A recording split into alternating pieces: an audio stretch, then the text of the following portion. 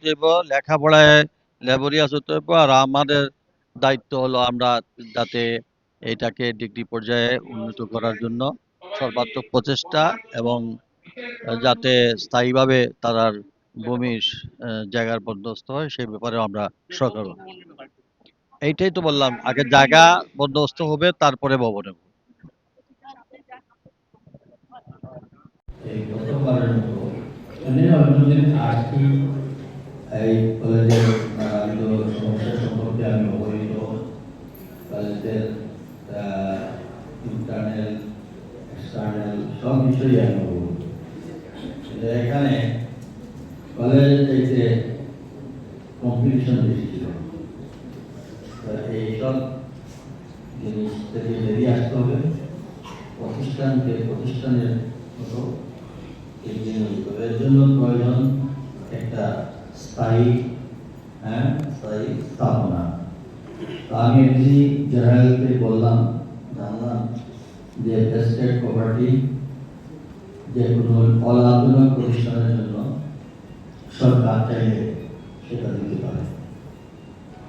আমি ঢাকায় ফিরে গিয়ে আমি এটা ভূমি মন্ত্রীর সঙ্গে আলোচনা করে as soon as possible আমি এই জায়গার বন্দোবস্ত এবং এইটা আমার এখন ফার্স্ট প্রায়োরিটি। জমি আনতে পারলে যেখানে প্রত্যেকটা বিভাগের সঙ্গে একটি করে ডিগ্রি কলেজ আছে, সিলেট ডিভিশনে থাকবে না, এটা তো হতেই পারে।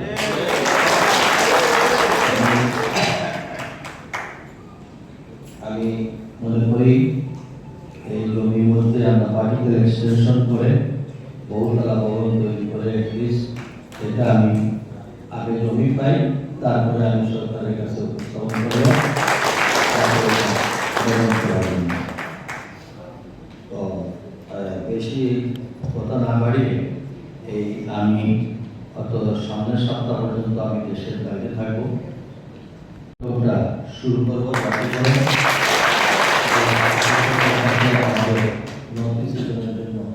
ওইখান থেকে সচিবালয় থেকে মন্ত্রী বা সচিব তখন জেলা প্রশাসকের এখানে তাদের সদর উপজেলা নির্বাহী কর্মকর্তা এর সময় লাগবে।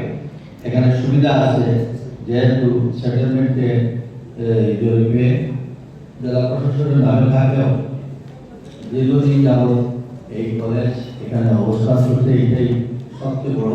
68 সাল থেকে যেখানে আছে এমনিতেই এটা রাইট এস্টাবলিশ হয়ে গেছে। আমি মনে করি আমার এটা ফান্ডামেন্টাল রাইট, তাই না? ওইটা হয়তো আমার তো গণপ্রজাতন্ত্রী বাংলাদেশ সরকারের প্রবাসী কল্যাণ মন্ত্রণালয়ের মন্ত্রী মহোদয় জনাব আরিফুল হক চৌধুরী স্যার উপস্থিত আছেন, শ্রম কর্মসংস্থান মন্ত্রণালয়ের উপসচিব স্যার উপস্থিত আছেন, আজকে অনুষ্ঠানের সভাপতি আহ্বায়ক এবং অন্যান্য যারা অতিথি হিসেবে আছেন সবাইকে আমার পক্ষ থেকে সালাম, আসসালামু আলাইকুম। এখানে অনুষ্ঠানে বসার সাথে সাথে আমাদেরকে মন্ত্রী স্যার যেটা বলছিলেন আমাকে যে আপনাদের জায়গা নিয়ে একটা সমস্যা আছে, অর্থাৎ আপনাদের জায়গা নিয়ে সমস্যা এর আগে বক্তব্য শুনেছি এবং স্যারের কাছ থেকে যখন জানতে পারলাম তো আমি সাথে সাথে যোগাযোগ করেছি যে আসলে এই সমস্যাটা কিভাবে সমাধান করা যায়। অর্থাৎ আপনাদের এই যে সমস্যাগুলো আছে এই সমস্যাগুলো নিয়ে আমাদের মন্ত্রী মহোদয় যথেষ্ট উদ্বিগ্ন, কনসার্ন আছেন এবং তিনি সর্বোচ্চ সহযোগিতা করবেন বলে সরাসরি প্রধানমন্ত্রী নিয়ে যায় যে আপনাদের দাবি দেওয়া কি। আমাদের দাবি ছোট দাবি দেওয়া যে ওষুধ শিল্প ভূমিত শিল্প যে আমরা এখানে আমাদেরকে ট্যাক্স ধরা হয়েছে বিভিন্ন ইয়েতে, সেগুলো আমাদের কিন্তু অভাবে এবং খুব বেশি রেভিনিউ আমরা সরকার দিতে পারছে না। এই শিল্পটাকে উন্নয়নের জন্য এখানে ভ্যাটের আওতামুক্ত করার জন্য আবেদন জানানো। মেডিকেল কলেজ হাসপাতালে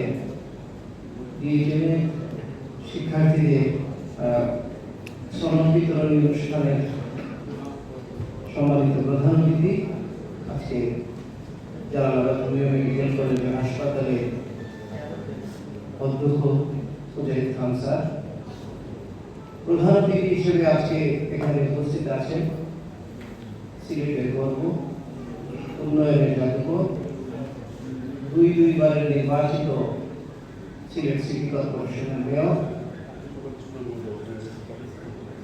বাংলাদেশের গত নির্বাচনে যে শীর্ষ 3 জন সর্বোচ্চ করে নির্বাচিত হয়েছে 300 সংসদ সদস্যের মধ্যে, তার মধ্যে অন্যতম সিলেট 4 আসনের মাননীয় সংসদ সদস্য, শ্রম ও কর্মসংস্থান, প্রবাসী কল্যাণ ও বৈদেশিক কর্মসংস্থান মন্ত্রী। সার্টিফিকেট নিতেছেন, এইটা যে একটা কাগজ তা কিন্তু না।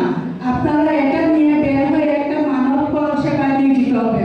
আমি আপনাদের কাছে এটাই আশা করব, যাতে আপনারা যা শুধু পাস করেছেন বা স্টাডি কিন্তু রয়ে গেছে, দিনে 24 ঘন্টার মধ্যে 18 ঘন্টা যদি আপনারা স্টাডি করেন তাহলেই একটা হতে পারবেন। কিন্তু শুধু একটা চেম্বার বলে বসে থাকলে হবে না।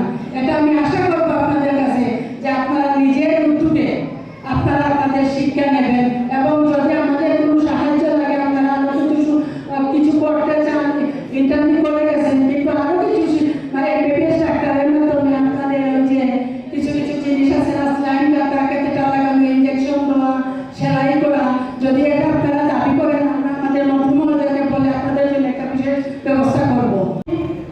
এবং প্রধানমন্ত্রী আমাদের বাংলাদেশ সরকারের মাননীয় মন্ত্রী মহোদয়, প্রবাসী কল্যাণ ও শ্রম প্রধানমন্ত্রী এবং এখানে উপস্থিত বিশেষ অতিথিবৃন্দ, আমার সামনে উপস্থিত ডাক্তার, ইন্টার্নি ডাক্তারবৃন্দ, শিক্ষক শিক্ষিকা এবং আমার সহকর্মীবৃন্দ, সবাইকে আসসালামু আলাইকুম।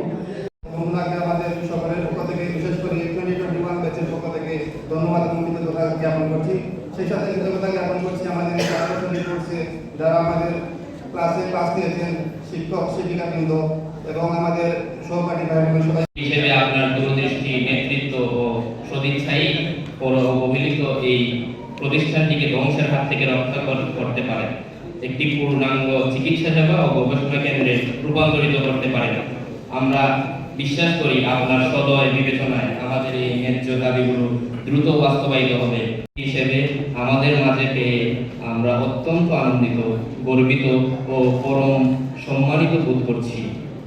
আজকের এই অনুষ্ঠানের প্রধান অতিথি জনাব আরিফুল হক চৌধুরী এমপি, মাননীয় মন্ত্রী শ্রম ও কর্মসংস্থান এবং প্রবাসী কল্যাণ ও বৈদেশিক কর্মসংস্থান মন্ত্রণালয়।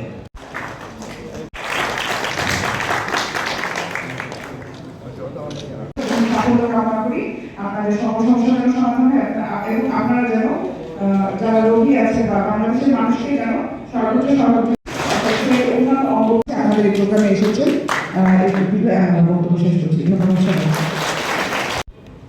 আসসালামু আলাইকুম।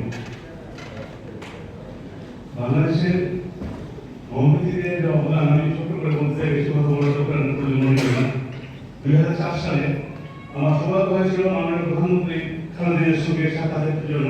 তখন আপনার কাছে একটা ছোট ইন্টার্নশিপ ওরিয়েন্টেশন আজকের এই অনুষ্ঠানে